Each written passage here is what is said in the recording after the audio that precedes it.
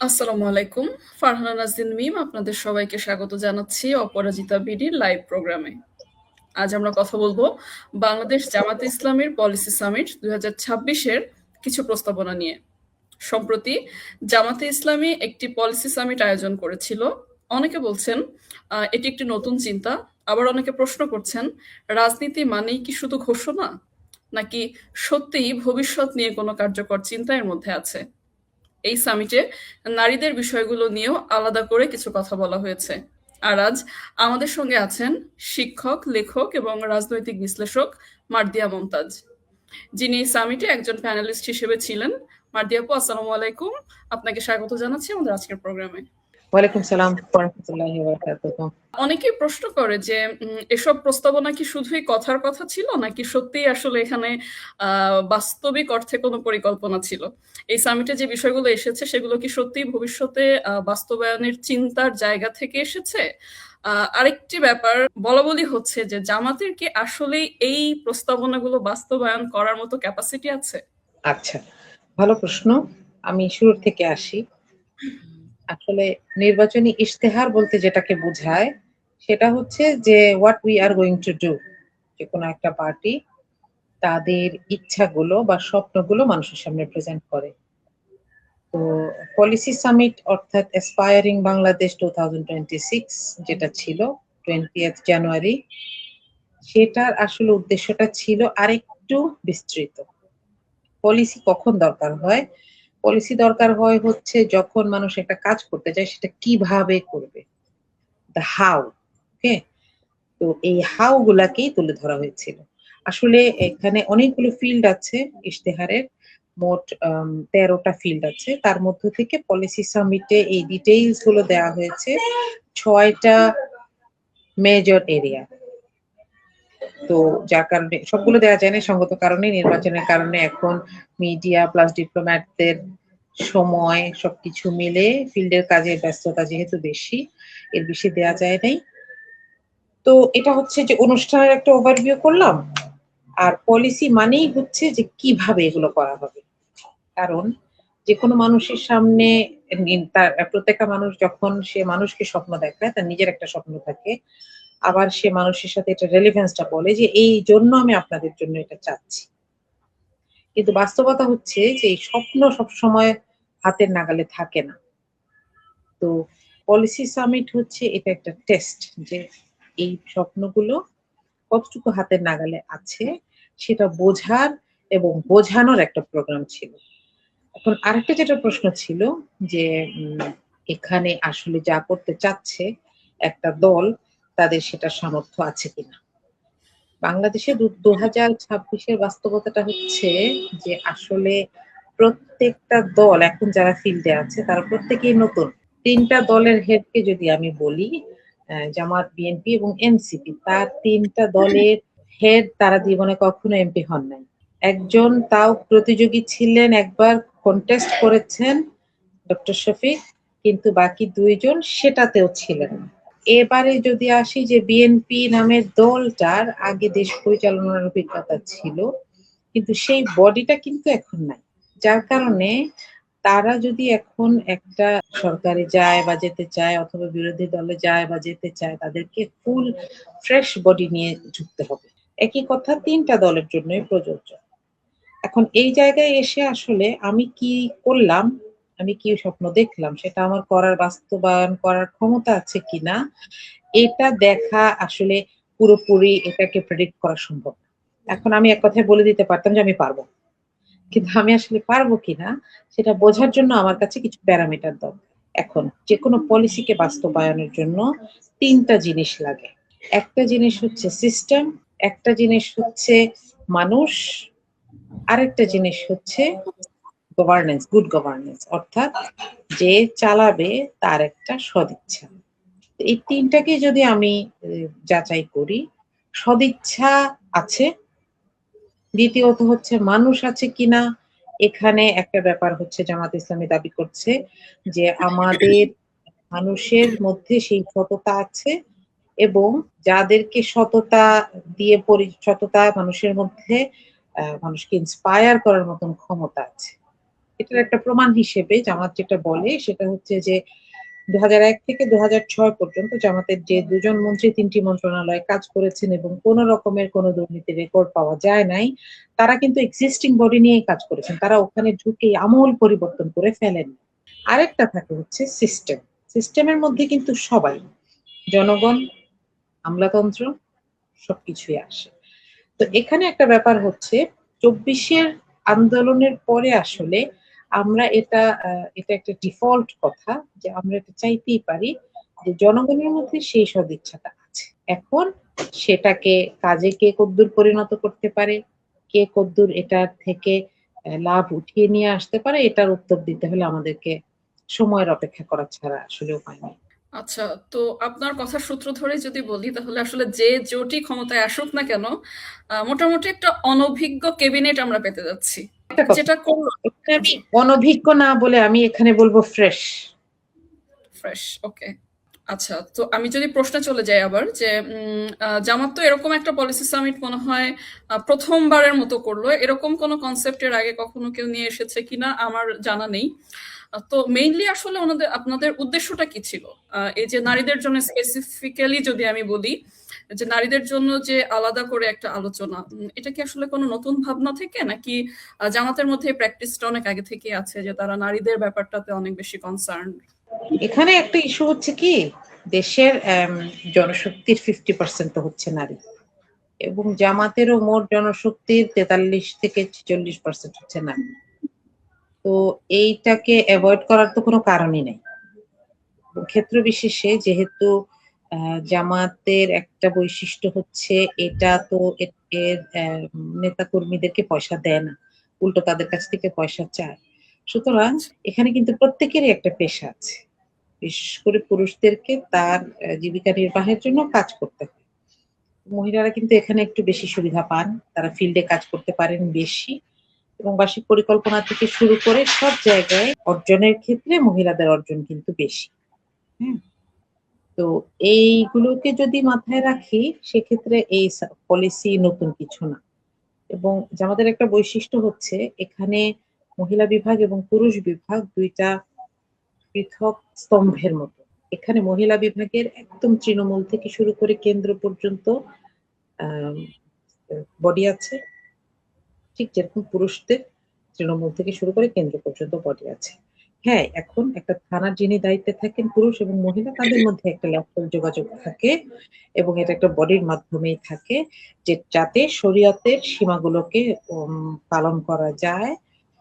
তো কিন্তু দুইটাই ইন্ডিভিজুয়াল এবং স্বতন্ত্র, যার কারণে আলাদা করে কাজ করতে হবে, আলাদা করে পরিকল্পনা নিতে হবে, এটা মোটামুটি জামাতের জন্মলগ্ন থেকেই প্র্যাকটিস আছে। আচ্ছা। উইমেন পলিসি এটার একটা অংশ শুধু না, উইমেন পলিসি হচ্ছে এখানে একটা ব্যাপার একটু বলার দরকার, সেটা হচ্ছে যে জামাতের ব্যাপারে যে কথাগুলো বা যে নেগেটিভ কথাগুলো ইচ্ছে করে ছড়ানো হচ্ছে, উদ্দেশ্যমূলকভাবে ছড়ানো হচ্ছে, তার মধ্যে একটা বড় অংশ হচ্ছে নারীদেরকে নিয়ে।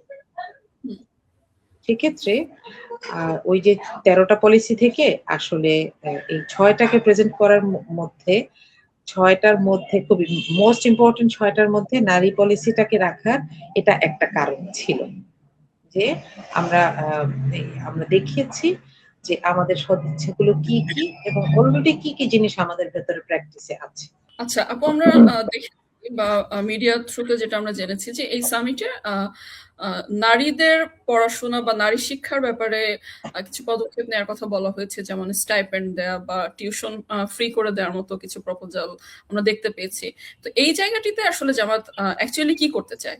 আচ্ছা, এখানে যে পলিসিগুলো এসেছে সেটার ক্ষেত্রে আমি যদি বলি, এখানে একটু ইন্ট্রোডাকশন আমার দেওয়া দরকার। সেটা হচ্ছে যে মোট পলিসিটাকে কয়েকটা ভাগে ভাগ করা হয়েছে। সেগুলা কি? এটাকে আমরা যদি মোটা দাগে বলি 4টা ভাগে। একটা হচ্ছে অ্যাক্সেস, তার মানে হচ্ছে প্রাপ্যতা। হুম হুম এরপর দ্বিতীয়টা হচ্ছে চয়েস, হুম যে অ্যাক্সেস যেগুলোতে আছে সেগুলোর মধ্যেও নারীর বেছে নেওয়ার স্বাধীনতা আছে কিনা। তৃতীয়ত হচ্ছে পার্টিসিপেশন, অংশগ্রহণ, এবং চতুর্থত হচ্ছে প্রোটেকশন। এই সবগুলো কাজে যেন নারীর সম্মান অধিকার বজায় থাকে, সেই জায়গাটাকে নিশ্চিত করা।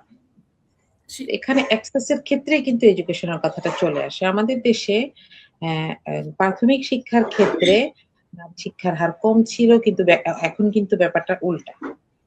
যেটার প্রেক্ষিতে আসলে উপবৃত্তি চালু করা হয়েছিল। তো এখন বিষয়টা উল্টে গেছে। মেয়েদের অংশগ্রহণ বেশি।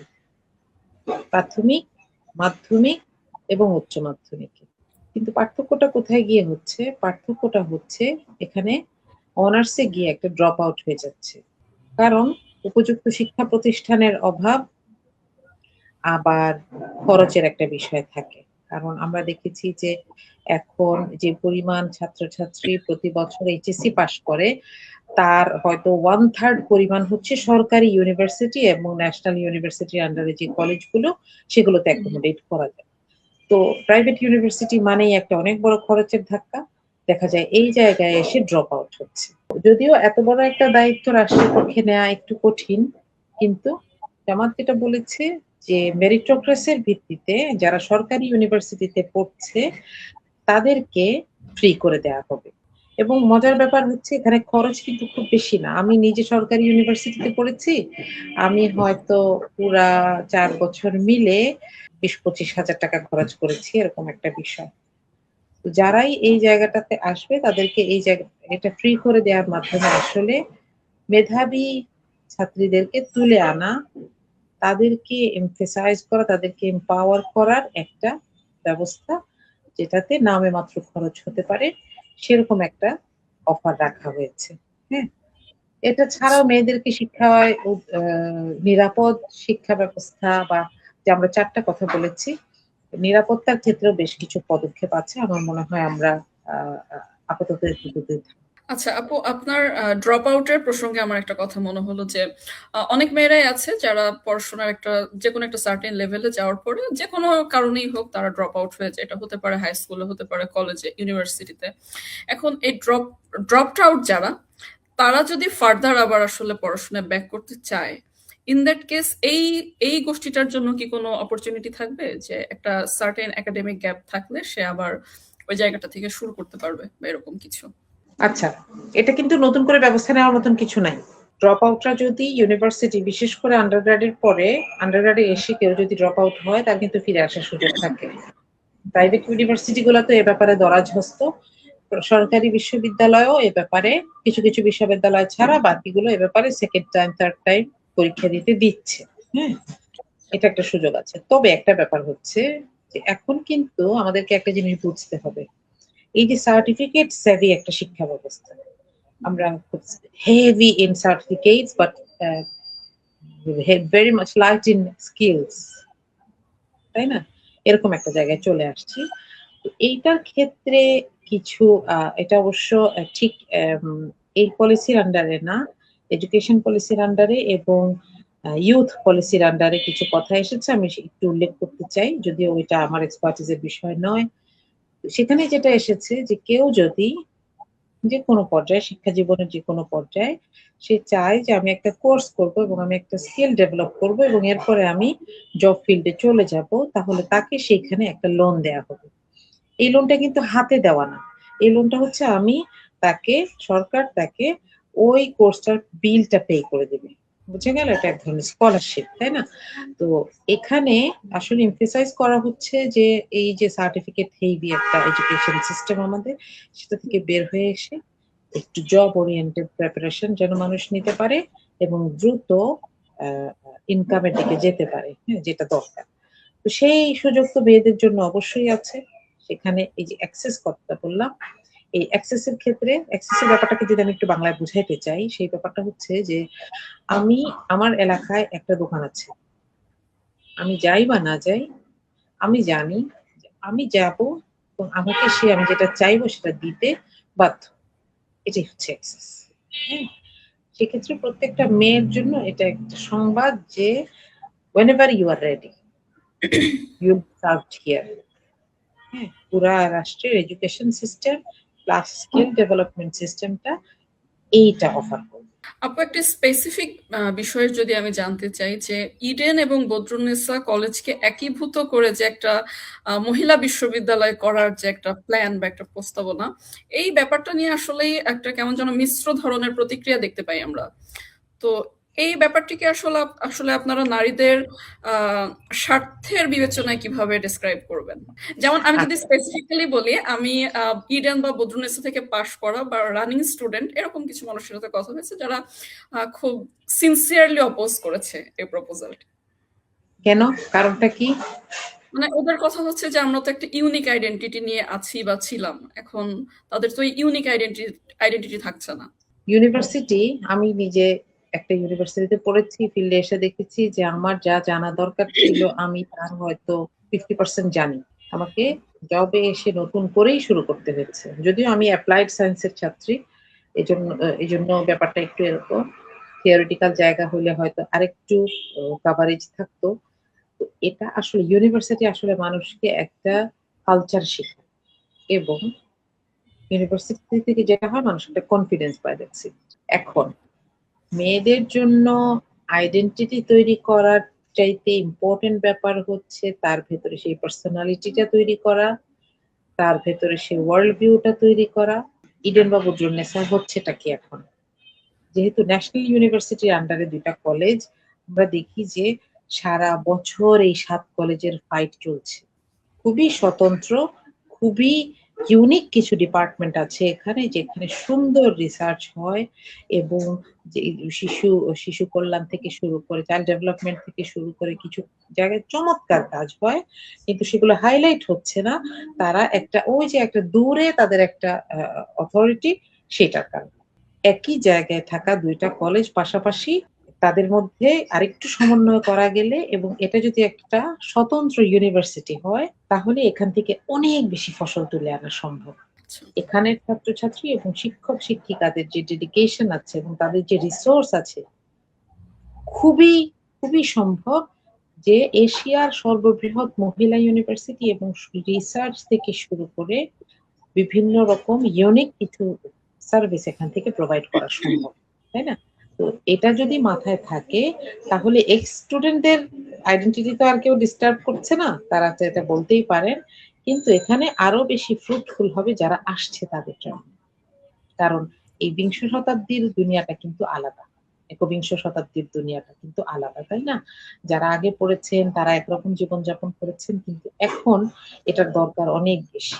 শুধু একটা যদি কথা বলি, কলেজ হওয়ার কারণে যেটা হয়, এখানে ক্লাস রেগুলার হয় না, কিন্তু তাদেরকে প্রাইভেট পড়তে হয়। একটা স্টুডেন্ট লাইফের টাইমের কি দারুণ অপচয়, তাই না? তাদেরকে প্রাইভেটে গিয়ে একটা টিচারের কাছ থেকে নোট এনে তারপর অনার্স পাস করতে হয়, মানে এটা আসলে একটা একটা কষ্টকর বিষয়। ইউনিভার্সিটি হয়ে গেলে যেটা হবে যে এখানে এই সাইড কাজগুলার সুযোগ বন্ধ হয়ে যাবে, এবং সেই সময়টা টিচার এবং স্টুডেন্টরা রিসার্চে খরচ করতে পারবে, যেটার অসম্ভব রকমের সম্ভাবনা এখানে আছে। তো আমি মনে করি যে এই প্রস্তাবনাটা আসলে খুবই লোভনীয়। আমি একটু দর্শকদের উদ্দেশ্যে বলছি, আপনাদের যদি কোনো প্রশ্ন থাকে, কোনো জিজ্ঞাসা থাকে, আপনারা আমাদেরকে লিখতে পারেন। আমরা চেষ্টা করব আমাদের অতিথির কাছ থেকে উত্তরটি জেনে নেওয়ার। আপু, এবার একটু ডিফারেন্ট একটা প্রশ্ন আছে, সেটা হচ্ছে যে ইউনিভার্সিটি বা কলেজ লেভেলেও ইনফ্যাক্ট অনেক স্টুডেন্ট ম্যারিড থাকে। সো সো ম্যারিড থাকার জন্য যেটা হয়, ওদেরও তো আসলে ওই যে মাতৃত্বকালীন ব্যাপারটা আসে। তো স্বাস্থ্য, তারপরে ক্লাস, পরীক্ষা সব মিলিয়ে তার একটা বড় রকমের প্রেশারের মধ্যে তখন পড়ে যায়। তো এই বাস্তবতায় কি আসলে আপনারা আপনাদের নারী পলিসিতে কি কোথাও এই রিয়ালিটিটাকে বিবেচনায় এনেছেন কিনা, যেমন মাতৃত্বকালীন ছুটি, একাডেমিক ফ্লেক্সিবিলিটি বা স্বাস্থ্য সহায়তা, এই বিষয়গুলো নিয়ে কোনো নীতিগত চিন্তার জায়গা আপনাদের কাছে আছে কিনা? আমি স্টুডেন্টদের কথা বলছি। আচ্ছা, এখানে আসলে এডুকেশনের ক্ষেত্রে যে স্কলারশিপ গুলো বা যে কাজগুলো, সেগুলো তো সবার জন্য, তাই না? Hmm, hmm, even for the dropouts আমরা হুম, বলেছি। হুম। এখানে একটা ইউনিক ব্যাপার আছে, সেটা হচ্ছে যে ওই যে বিবাহিত থাকে দেখে তার সুবিধাটা দরকার, বিষয়টা আসলে আমরা যদি এভাবে না দেখি, আর একটু ব্রড সেন্সে দেখি, পড়ালেখা কন্টিনিউ করতে পারবো না, এই আশঙ্কায় যেন কারোর কোনো লাইফ ডিসিশনকে ওয়েট করাইতে না হয়। এইটা অন্তত বিশেষ করে আমরা জানি যে মহিলাদের বডি ক্লক, ক্যারিয়ার ক্লক সব একসাথে টিকতে, যেই সময়টাতেই ক্যারিয়ার খুব সুন্দর করে শুরু করার কথা, একটা বড় একটা ড্রাইভ দেওয়ার কথা, সেই সময়টাতেই তার ম্যাক্সিমাম মানে high time to have her own child. হ্যাঁ, কোনোটার কারণেই যেন কোনোটাকে একেবারে ভুলে যেতে না হয়, সেটার জন্য অনেকগুলো ব্যবস্থা দরকার। একটা হচ্ছে এডুকেশনাল ক্যারিয়ার, তাই তো? এডুকেশনাল ক্যারিয়ার যেন স্মুথলি চলতে পারে এবং সেখানে অ্যাকোমোডেট করা যায়, যে কেউ হয়তো একটু গ্যাপ নিল, এরপর আবার শুরু করলো। প্রাইভেট ইউনিভার্সিটি গুলো কিন্তু এগুলো অহরহই অফার করে, কিন্তু কলেজগুলোতে যেটা হয় সেটা হচ্ছে তাদেরকে এই সিস্টেমটাকে অ্যাভেইল করতে হলে, সিস্টেমটাকে পাইতে হলে অনেক দূর ঘোরাঘুরি করতে হয়। এই জন্য কিন্তু একটা উইমেন ইউনিভার্সিটির কথা বলা হচ্ছে। হ্যাঁ, এবং এইটা ইউনিভার্সিটি হিসেবেই যদি বলি, বর্তমানেই এই জিনিসটা অ্যাকোমোডেট করা সম্ভব বর্তমান স্ট্রাকচারে, নতুন কিছু না করে। ঠিক আছে? আচ্ছা, এখন আরেকটা ব্যাপার হচ্ছে, একটা হলো ধরো পড়া শেষ, এখন সে জবে যাবে কি না যাবে, তখন হয়তো একটা বাচ্চা হয়েছে, সেই সময়টার জন্যই কিন্তু যে কথাটা বলা হয়েছে যে এইখানে এমপ্লয়মেন্টের ক্ষেত্রে পার্ট টাইম জব গুলোর ব্যবস্থা থাকবে, যেন তার ক্যারিয়ারের ডিসকন্টিনিউশনটা অনেক বড় হয়ে না যায়। এখন এটা এমপ্লয়ারদের জন্য কিভাবে সুবিধা? এমপ্লয়ারের জন্য সুবিধা হচ্ছে সে দুইজন পার্ট টাইম এমপ্লয়ি দিয়ে একজন ফুল টাইম এমপ্লয়ের কাজ যা করাতে পারতো তার থেকে বেশি পাবে। হ্যাঁ, এবং আমি বিশ্বাস করি এক্ষেত্রে যে পলিসিটা আছে যে পার্ট টাইম হলে তো স্যালারিটাও কমে যায়, কিন্তু অনেক মেয়ে, এটা উন্নত বিশ্বে খুব প্রচলিত একটা সিস্টেম, এবং অনেক মেয়েই হয়তো এটা চায় যে ঠিক আছে একটা পার্ট টাইম স্যালারি থাকুক, কিন্তু আমি এটার সাথে আমার ফ্যামিলি লাইফেরও টেক কেয়ার করতে পারছি। এবং এটা শুধুমাত্র বাচ্চা বাচ্চা নিয়ে না, এমন হতে পারে যে কারো মা অসুস্থ, কারো হাজবেন্ডকে একটা সাপোর্ট দিতে হচ্ছে, তাই না? মানুষের জীবনে তো এরকম অনেক ধরনের ব্যাপার থাকে। স্পেশালি মেয়েদের জন্য এই ব্যবস্থাটা রাখা হয়েছে, বলা হয়েছে যে এখন এমন হলো যে কেউ কারোর বাচ্চা হয়েছে, তার বাচ্চার প্রতি যত্ন নেওয়া, তার নিজের শরীরের যত্ন নেওয়া তার ইমিডিয়েট একটা কাজ, কিন্তু ওই সময়টাতেও যদি তাকে অপশন দেওয়া হয় যে আপনি সপ্তাহে ৩ দিন ৪ ঘন্টা করে কাজ করবেন, সে খুশি হবে। অথবা তার জন্য একটা অপরচুনিটি খোলা থাকবে, তার স্কিলটা সে একেবারে ভুলে যাবে। এই সুযোগ সুবিধাগুলো প্রতিটা জায়গায় রাখা হচ্ছে। এখন যদি আমরা হেলথ সেক্টরের দিকে একটু তাকাই, যে মেয়েদের হেলথ ইস্যু নিয়ে একটু ক্লিয়ার কনসেপ্ট পেতে চাই, ইন দ্যাট কেস এই যে আলাদা নারী স্বাস্থ্য কেন্দ্রের কথা বলা হচ্ছে, তারপর ইমার্জেন্সি ট্রান্সপোর্টের কথা বলা হচ্ছে, আপনি যদি একটু সহজ করে আমাদেরকে বলতেন যে এই ব্যবস্থাগুলো যদি আসলে রিয়ালিটিতে ইমপ্লিমেন্টেড হয়, তাহলে একজন গ্রাম বা শহরের যে কোনো জায়গার কোনো একজন মানে জেনারেল একজন ফিমেল, সে আসলে কিভাবে এখান থেকে উপকৃত হবে? আচ্ছা, এখানে ব্যাপার হচ্ছে এখানে নতুন কিছুই নাই, কনসেপ্ট আগের থেকে। মজার ব্যাপার হচ্ছে বাংলাদেশে মা ও শিশু কেন্দ্র কিছু আছে যেগুলাতে শিশুদের প্রাথমিক পরিচর্যা কিংবা মায়েদের বা প্রসূতি মায়েদের, ভবিষ্যৎ মায়েদের বা প্রসূতি মায়েদের টেক কেয়ার করা হচ্ছে। আবার জেলা সদর হাসপাতালগুলোতেও শিশু পরিচর্যা কেন্দ্র থেকে শুরু করে এ ধরনের ফ্যাসিলিটি রাখার কথা হয়েছে, কিন্তু আদপে দেখা যায় বেশিরভাগই হচ্ছে কাজের গরু। কিরকম? যে এখানে আসলে এই জায়গাটাতে মনোযোগ দেওয়া হচ্ছে না। যেমন দেখা যায় যে এমন একজন ডাক্তার আছে স্পেশালিস্ট না, এবং তিনি প্যারাসিটামল ছাড়া আর কোনো ওষুধ দিচ্ছেন না, এবং এমন অবস্থায় দেখা যায় যে শিশু পরিচর্যা কেন্দ্র, কিন্তু সেখানে প্রয়োজনীয় মেশিনপত্র নাই কিংবা স্টাফ নাই। এখন ব্যাপার হচ্ছে আমরা এটা অ্যাক্সেসে বলছি, যে অ্যাক্সেসে কি কি জিনিস থাকবে হেলথ কেয়ার রিলেটেড। একটা হচ্ছে উইমেন হেলথ সেন্টার্স, এগুলোকে অ্যাক্টিভেট করা। দ্বিতীয়ত হচ্ছে সচেতনতা, ইমার্জেন্সি ট্রান্সপোর্ট এবং রুরাল রোড। একটা ব্যাপার হচ্ছে ধরো একটা জায়গায় হাসপাতাল আছে আর আমার রোগীটা অসুস্থ, কিন্তু এর মাঝখানে 2টা গ্যাপ আছে, যে রাস্তাটা ভালো না, এবং এই রাস্তা দিয়ে নিতে এই রোগী এমনিই মরে যাবে, আল্লাহ মাফ করুন। হ্যাঁ, রাইট, আবার এমনও রাইট। হয় যে ইমার্জেন্সি একটা ট্রান্সপোর্টের ব্যবস্থা নাই, তাহলে এগুলো কিন্তু হেলথ কেয়ার সেন্টার গুলোকে হয়তো একটা অ্যাম্বুলেন্স দেওয়া থাকে সব ধরনের রোগীর জন্য, সেখানে আরেকটা করে দেওয়া, খরচ কম, বেনিফিট বেশি। তৃতীয়ত হচ্ছে পাবলিক স্যানিটেশন। মেয়েদের জন্য সারা শহর গ্রাম জুড়ে পাবলিক প্লেসগুলোতে নিরাপদ স্বাস্থ্যসম্মত টয়লেট নাই। এটার সাথে সাথে যদি বলি যে একটা মা তার বাচ্চাটাকে নিয়ে বের হয়েছেন, দুগ্ধপোষ্য বাচ্চা, যে তাকে খাওয়াবেন কোথায় বা একটু ন্যাপিটা চেঞ্জ করে দিবেন কোথায়, এরকম জায়গা নাই। এগুলোকে অ্যাড্রেস করা হয়েছে অ্যাক্সেসে, এবং এরপরে হচ্ছে যে আরেকটা জিনিসের ব্যবস্থা করা হচ্ছে, অফার করা হচ্ছে যে ডিজিটাল হেলথ এন্ড টেলিমেডিসিন, যারা জি। কোনো কারণে ঘর থেকে বের হতে পারছেন না তাদের এই সেবাটা যেন নিশ্চিত করা যায়, তাহলে তাদের জন্য ডিজিটাল হেলথ এবং টেলিমেডিসিনের মাধ্যমে তিনি তার সমস্যার সমাধান পাবেন। পার্টিসিপেশনে হেলথের ব্যাপারটা একটুখানি এসেছে, এবং সবার শেষে হচ্ছে প্রোটেকশনে আসছে, যে যেই জায়গায় নারীদের হাসপাতাল দরকার সেটার আলাদা ব্যবস্থাপনা, এবং সেটাতে ডাক্তার থেকে শুরু করে স্টাফ থেকে শুরু করে মেশিনারি থাকার ব্যবস্থাটা নিশ্চিত করা, এবং যেন এমন একটা ব্যবস্থা করা যেন কোনো একটা মহিলা যাওয়ার পরে, যেটা এখন কিন্তু আমাদের দেশে আমরা দেখতে যে গাইনি ওয়ার্ড গুলাতে পুরুষ স্টাফ, জি। গাইনি ওয়ার্ড গুলোতে অথবা এক্স-রে করা হচ্ছে একটা মহিলা, সেখানে একজন পুরুষ স্টাফ আছে করছে। এই যে জেন্ডার সেনসিটিভিটি না থাকে, এই সমস্যাগুলো আছে, এবং এগুলোকে অ্যাড্রেস করা যে অনেক বড় বাজেটের ব্যাপার সেটা না। রেগুলার বাজেটের মধ্য দিয়ে এগুলো করানো সম্ভব যদি লিকেজ কমানো যায়। লিকেজ কি? লিকেজ হচ্ছে ওই যে আমি কাগজে কলমে একটা স্টাফ নিলাম, তারপর সে সকালবেলা এসে সাইন করে বাজারে চলে যায়। বাজারে তার একটা ওষুধের দোকান আছে, ওখানে ওষুধ বিক্রি করে। He is not even working here. She is not even working here.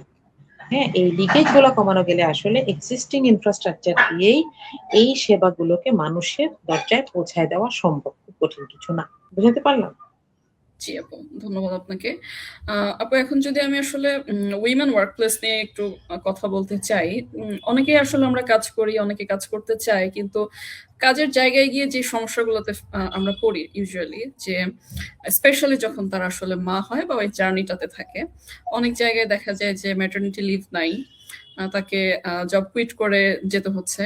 আবার দেখা যায় যে ম্যাটারনিটি লিভের পরে সে জয়েন করতে পারছে না, তার যা পেমেন্ট এই জিনিসগুলো তাকে দেয়া হচ্ছে না, বা কাজে ফিরে আসার সুযোগও কেউ কেউ পাচ্ছে না।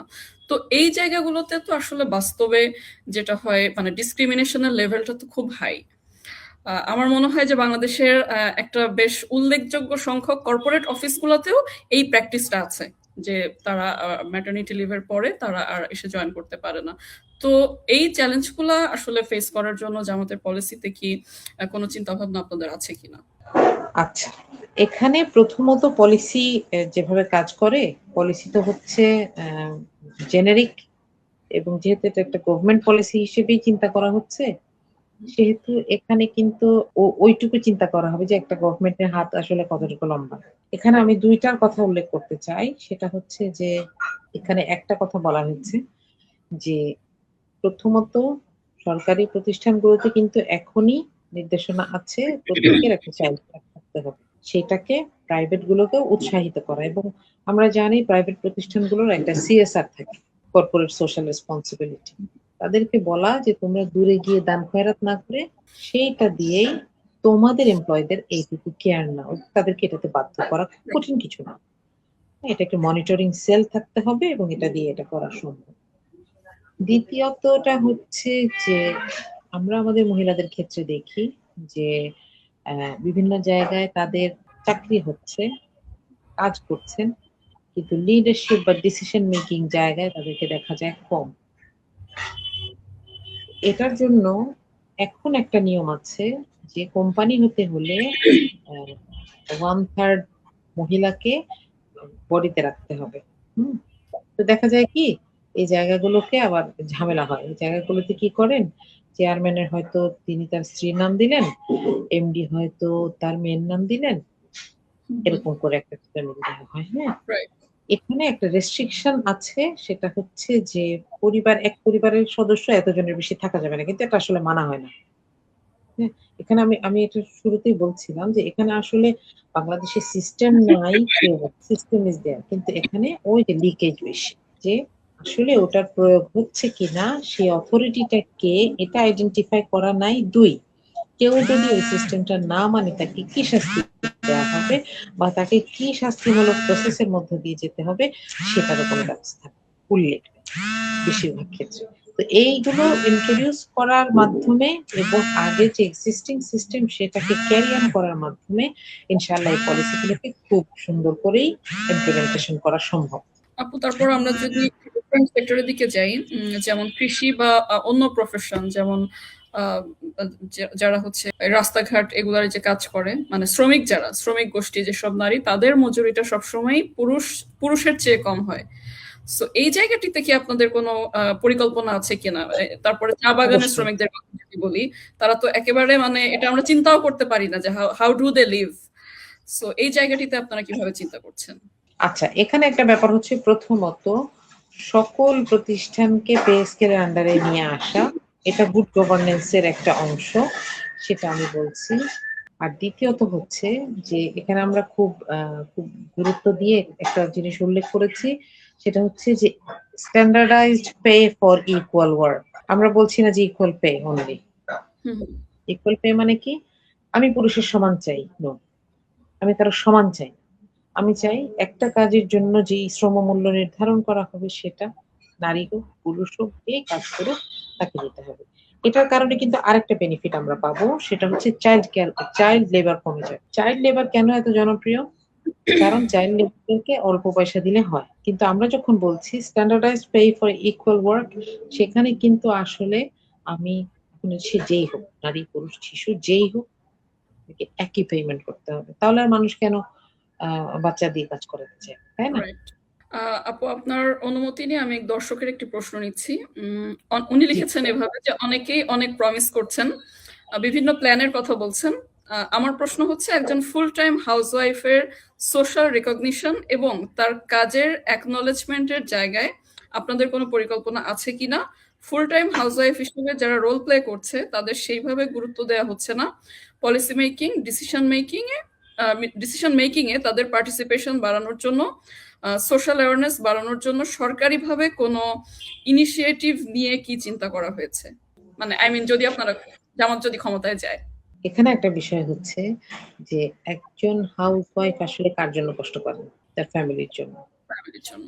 তার ফ্যামিলির জন্য কাজ করছেন এবং এটা নিঃসন্দেহে একটা অনেক বড় স্যাক্রিফাইস, যে অর্জনটা, যে শিক্ষাগত যোগ্যতার পরে তিনি আবার ঘরে ফিরে তার যে যোগ্যতার অ্যাপ্লিকেশন করে যে পয়সাটা উনি আর্ন করতেন সেটা স্যাক্রিফাইস করছেন। এখন তাকে মূল্যায়ন করার বিষয়টা কিন্তু সরকার এক কথায় কোনো নিয়ম দিয়ে করতে পারবে না। বুঝাতে পারলাম? সরকার একটা প্রজ্ঞাপন দিবেন, সব পুরুষদেরকে বলা হইলো আপনাদের যাদের স্ত্রীরা ফুল টাইম হাউসওয়াইফ তাদেরকে মর্যাদা দিন। এখানে রেগুলেটরি সিস্টেমটা কি? যে কে মানছে না তাকে আমি কিভাবে আইডেন্টিফাই করব? এখানে বিষয়টা হচ্ছে যে এটা কিন্তু আসলে সমাজের একটা নৈতিক অবস্থান। একটা সমাজ যখন নারীকে তার পাওনা বুঝায় দেয়, পাওনা কি? যে আমি উত্তরাধিকারে তার অংশ নিশ্চিত করলাম, আমি বিবাহের পরে তার আদায়ের অধিকার নিশ্চিত করলাম। এই ধরনের অর্থনৈতিক অধিকারগুলোকে নিশ্চিত করার মাধ্যমে আসলে মানুষের মাথায় আল্লাহ এই মেসেজটা দেন যে এই মানুষটা গুরুত্বপূর্ণ। এখন সে বাইরে কাজ করে পয়সা উপার্জন করুক কিংবা ঘরে ইনভেস্টমেন্ট করুক, তার সময়। এটাকে বোঝার জন্য সমাজকে একটা নৈতিক মানে আসতে হয়। আচ্ছা, এখানে আইন কোথায় কাজ করবে? আইন কাজ করবে হচ্ছে প্রথমত উত্তরাধিকার আইনে, উত্তরাধিকার অনুযায়ী নারীকে তার পাওনা বুঝায় দেওয়া হচ্ছে। এখানে আমরা যেটা বলেছি, এখানে একটা ওয়ান স্টপ সেন্টারের মাধ্যমে নারী তার উত্তরাধিকার আইনে তার অংশ না পেলে সেখানে সে রিপোর্ট করতে পারে, ঠিক আছে? এবং সেখানে একটা দ্রুত নিষ্পত্তির ব্যবস্থা করা হবে। এক। দ্বিতীয়ত হচ্ছে আমাদের মানুষের মধ্যে একটা ভুল ধারণা আছে যে বিবাহের পরে, মুসলিম নারীদের ক্ষেত্রে বিবাহের পরে ওই যে ইয়ের টাকাটা, মোহরানার টাকাটা, এটা দিতে হয় ডিভোর্সের সময়। এইটাকে ভেঙে নিয়ে আসতে হবে। এটা স্ত্রীর সাথে প্রথম দিন থাকার আগেই পূরণ করে দিতেই হবে। যদি ক্ষেত্র বিশেষে না পারে তাকে হয়তো সময় নিতে হবে এবং সেটা বলে, এমন না যে মনে মনে নিয়তে রেখেছে, তাকে সেটা বলে নিতে হবে এবং সেটার জন্য সময় চেয়ে নিতে হবে। আচ্ছা। এইটাকে নিশ্চিত করা হবে এবং এখানে আইন খুব স্ট্রিক্ট। তুমি না দিলে বিয়েটা টিকবে না, বিয়েটার এখানে কোনো অস্তিত্ব নাই। হ্যাঁ, এই দুইটা জায়গায় রাষ্ট্র শক্তি প্রয়োগ করতে পারে, আইন প্রয়োগ করতে পারে। আর বাকিটার জন্য আমরা এখানে সাজেস্ট করেছি অ্যাওয়ারনেস এন্ড মোটিভেশন মসজিদগুলোতে আমি একটু ইন্টারফেয়ার করছি। জি সেটা হচ্ছে রাষ্ট্র শক্তি প্রয়োগ করতে পারে কি মোহরানা আদায়ের ক্ষেত্রে?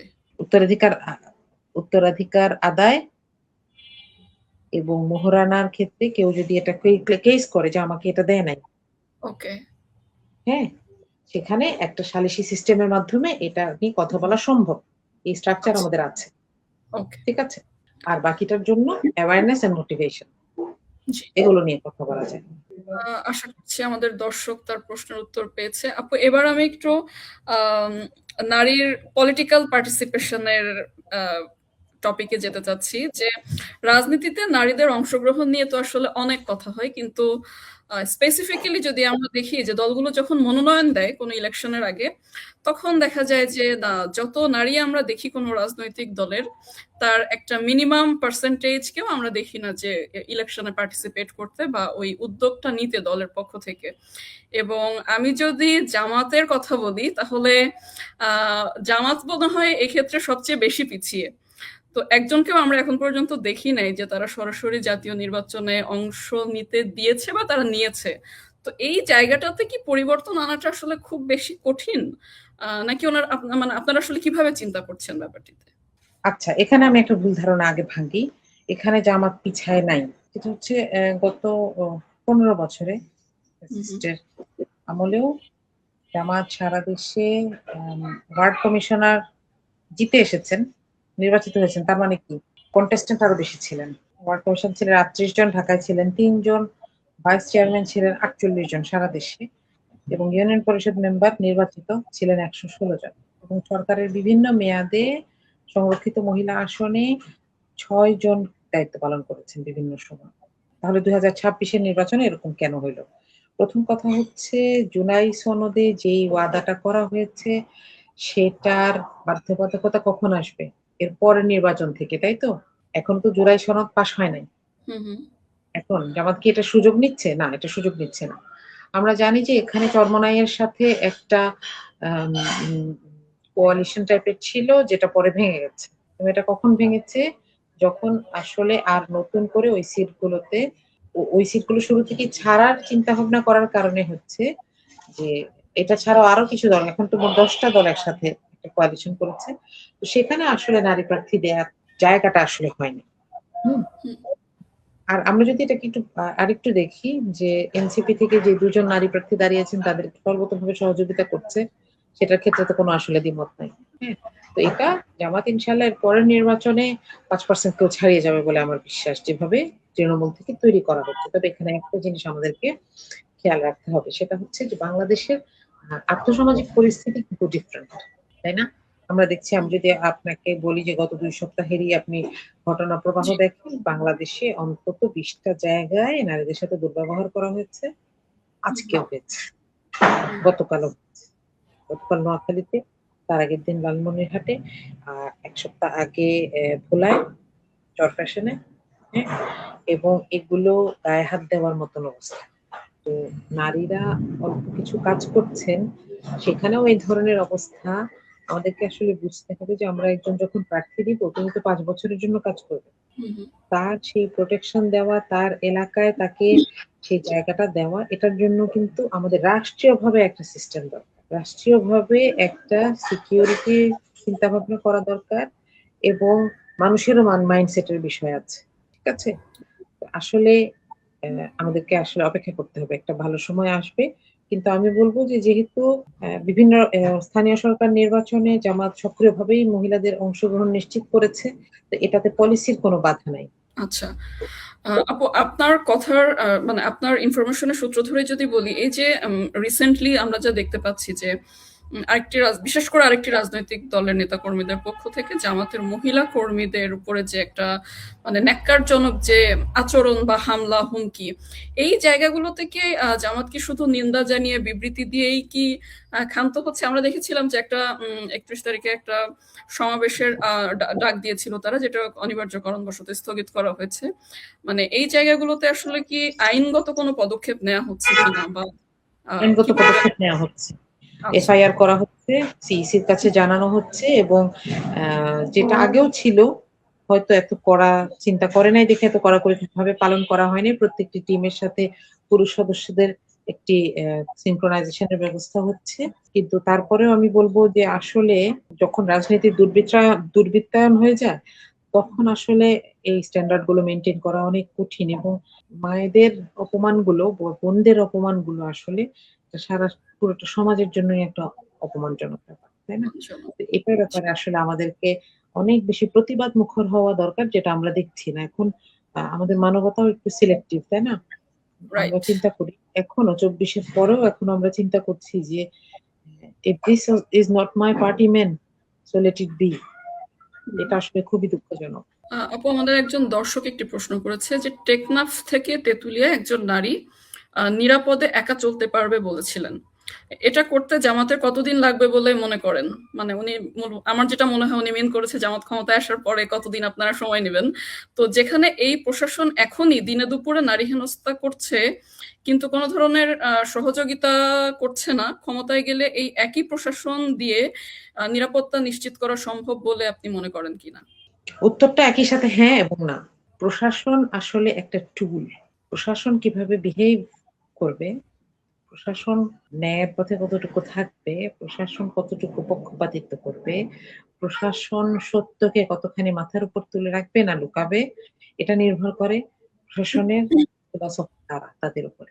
প্রশাসনের এখন যে অবস্থা, তারা মনে করছেন যে একটা দল ক্ষমতায় এসে যাচ্ছে বলে জন্য তারা তাদেরকে চটাতে চাচ্ছেন না। এখন এই একই প্রশাসন আমি দৃঢ়ভাবে বিশ্বাস করি এবং এটা সম্ভব যে এই একই প্রশাসনই নারী কেন যে কোনো নাগরিকের জীবন সম্মান রক্ষার জন্য জান দিয়ে দিতে প্রস্তুত হবে। এই একই প্রশাসনের ভেতর থেকে আমরা ২৪-এর আন্দোলনকারীদেরকে পেয়েছি, পাই নাই? তো এখানে আসলে দরকার হচ্ছে প্রশাসনের যারা ফিলসফার, তার মানে দ্য গভর্নমেন্ট এখানে ইম্পর্টেন্ট। আমরা যদি আমাদের মাথার উপরে এমন একটা গভর্নমেন্টকে নিয়ে আসতে পারি যারা আসলে সত্যি কথা হচ্ছে যে ধর্মেরই হোক না কেন, সে বিশ্বাস করে তাকে একদিন মরে যেতে হবে, তার স্রষ্টার সামনে দাঁড়াতে হবে এবং তার কাজের হিসাব দিতে হবে। এই জায়গাটা নিশ্চিত করা গেলে ওই আমরা দেখবো যে হযরত উমরের মতন উনি একটা প্রদীপ জ্বালায় কাজ করতেন, তার নিজের কোনো পার্সোনাল গেস্ট আসলে সেটা বন্ধ করে দিতেন, বলতেন এটা অফিসিয়াল প্রদীপ, এটা তেলটা খরচ করা যাবে না। এই সিনসিয়ারিটিটা কিন্তু মুসলিমদের ঐতিহ্য এবং এই সিনসিয়ারিটিটা আমি বলবো যে এটা ইসলামের ঐতিহ্য। আমরা দেখেছি যে মোগল সালতানাতেও এরকম অনেক অমুসলিম মন্ত্রীও ছিলেন যারা এই একই আদর্শে মানুষের ভালো করার জন্য কাজ করছেন, উল্টাটাও ছিলেন। সুতরাং এখানে হচ্ছে যে ফিলসফি, যেটা পলিটিক্যাল ফিলসফি, যেটা এসে আমাদের আমলাতন্ত্রের উপরে বসে, আমলাতন্ত্র তাকে অন্ধভাবে অনুসরণ করে। তো আমি বলবো যে যে আপুটা প্রশ্ন করেছেন, আমি তাকে বলবো যে এটাতে কত দিন সময় লাগবে তার চাইতে বড় কথা হচ্ছে যার কারো যদি কোনো প্রশাসনের যদি এটা নিয়ত থাকে তাহলে এখানে দিন না সেকেন্ড সময় লাগবে, সেকেন্ডের সময় লাগবে না। এটা just change of a thinker. এখানে একটা সিস্টেম, এখন এটা এটা মনে করেন আমি আপনাকে বলতে পারি এটা একটা কেটলির মতো। একটা কেটলি দিয়ে কেউ বছরের পর বছর শুধু চা বানায়। আর একটা কেটলি থেকে জেমস ওয়াট কি করেছিলেন, দেখছেন যে এটাকে কোনোভাবে আটকায় রাখলে এটার পাইপ, এটার নলটা আটকায় রাখলে ঢাকনাটা উড়ে গিয়ে পড়ে, সেটা থেকে উনি বাষ্পীয় ইঞ্জিন বের করেছেন যেটা পুরো পৃথিবীর ডিরেকশন, আমাদের সভ্যতার ডিরেকশন চেঞ্জ করে দিয়েছে। তাহলে এই টুলটাকে আমরা ব্যবহার করে আমাদের এই লক্ষ্যটাতে যেতে পারি যদি এটা আমাদের লক্ষ্য থাকে। আর যদি আমার লক্ষ্য থাকে যে আমি এখানে দুর্বৃত্তায়ন করব, এখান থেকে আমার নেতাকর্মীকে খাইতে দিব কিছু, এখান থেকে আমি চাঁদার মাধ্যমে আমার নেতাকর্মীদেরকে খুশি করব, আমি ক্ষমতা পেলে আমার এলাকায় যে রাস্তা হবে সেখান থেকে আমি টাকা মারবো, তাহলে তো কিছুই সম্ভব না। তাহলে তো শুধু নারী কেন, প্রত্যেকটা নাগরিক এখান থেকে ক্ষতিগ্রস্ত হবেন, তাই না? তো এখান থেকে আমাদেরকে বুঝতে হবে যে আমরা দেখবো যে কোন দলের পলিটিক্যাল ফিলসফিটা এই কাজটা করার যোগ্য। তারা যদি এটা ক্লেম করে থাকে তাহলে তারা এটা করতে পারবে। এটা হচ্ছে ইস্যু। আচ্ছা আপু, আজকে আমি আপনাকে সবশেষ যে প্রশ্নটা করতে চাই যে এই যে এতগুলো কথা, নারীর সুযোগ বা অপরচুনিটি, নারীর সিকিউরিটি, নারীর মর্যাদা, আপনার কি মনে হয় জামাত এই জায়গায় একটা নতুন রাজনৈতিক বাস্তবতা বা ব্যবস্থা আসলেই তৈরি করতে পারবে, নাকি মানুষের বিশ্বাস অর্জনের জন্য এখনো আরো অনেক লম্বা একটি পথ পাড়ি দিতে হবে, তারপরে মানুষ হয়তো আস্থা রাখতে পারবে যে না, someone is doing something for us? Okay. এখানে আমি একটা কথা বলতে চাই। ২৪-এর পরে আমার একটা জিনিস দৃঢ় বিশ্বাস যে বাংলাদেশের ভূমিটা উর্বর। এবং এখানে দক্ষ চাষীও আছে, ভালো বীজও আছে। কিন্তু আমার কি চাষ করতে হবে সেই জ্ঞানটা কিংবা সেই মূল্যবোধটা নেই।